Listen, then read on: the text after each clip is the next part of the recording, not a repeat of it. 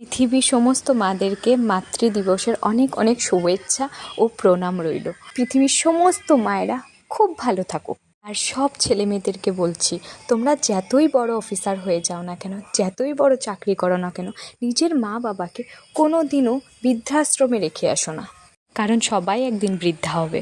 আজ নিজে মা হয়ে বুঝতে পারছি মায়ের যন্ত্রণা কী। মা বাবা অনেক কষ্ট করে আমাদেরকে বড় করেছে।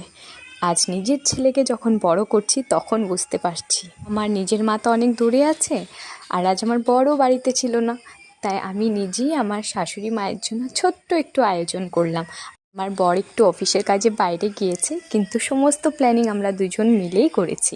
আর আমার এই মা হয়তো আমাকে পেটে ধরেনি, কিন্তু নিজের মেয়ের তুলনায় আমাকে কোনো অংশে কম ভালোবাসা দেয়নি। তাই সমস্ত শাশুড়ি মাদেরকে বলছি, তোমরাও নিজের বউয়ের মা হয়ে ওঠো, তখন দেখবে বউ একটাও মেয়ে হয়ে উঠবে। Happy mother's day.